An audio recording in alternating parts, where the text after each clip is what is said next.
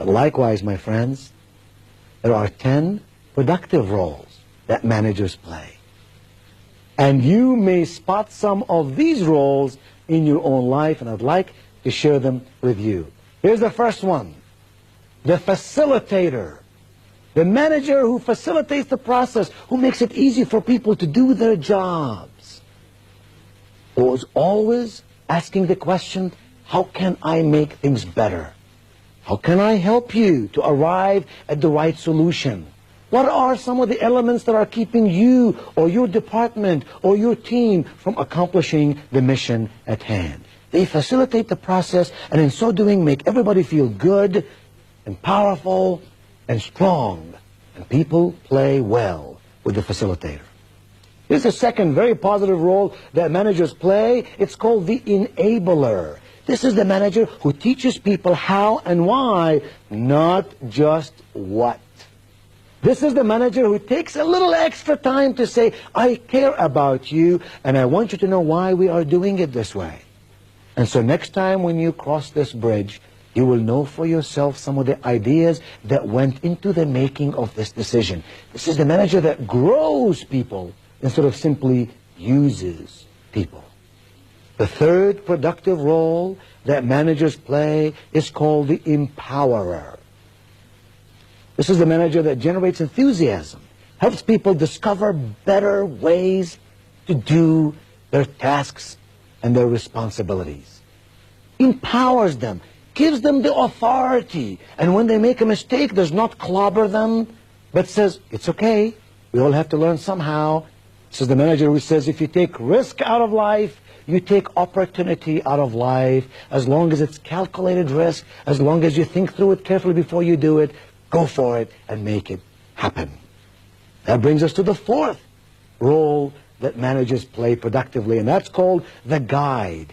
This is the manager who sets a good example, leads people to peak performance, and does so by his or her own behavior.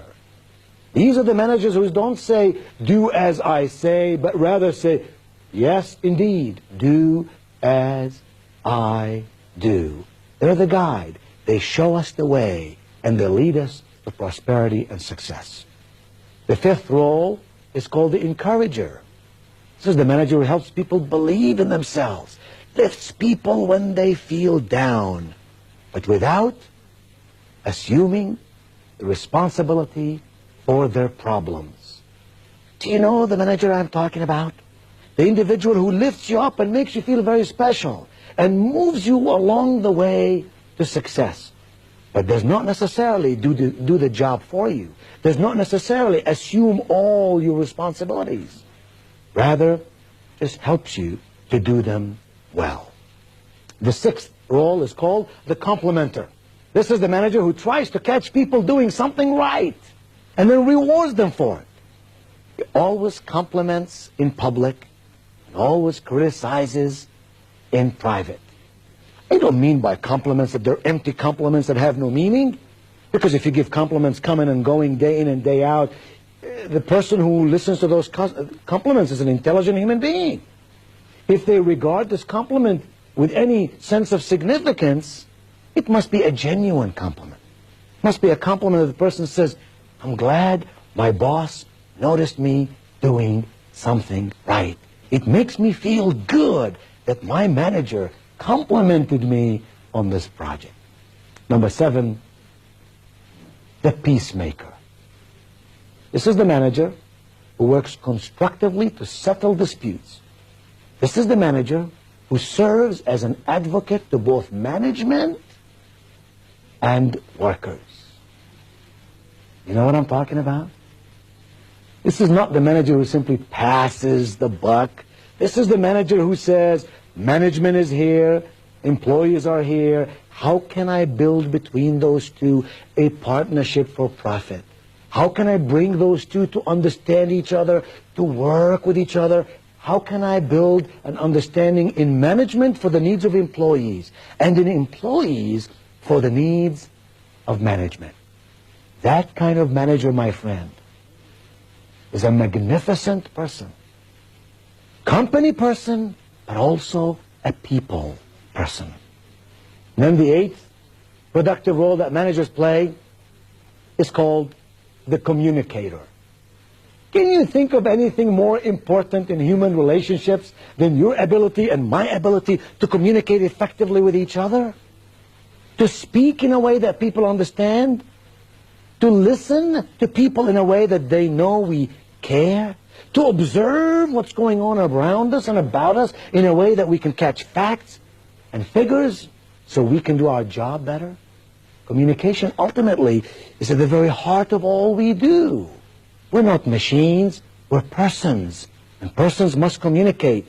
The manager who knows how to explain to his or her people what to do and how to do it and why it's important that they do it is a communicator, and we need more and more of those managers. Number 9 is the challenger.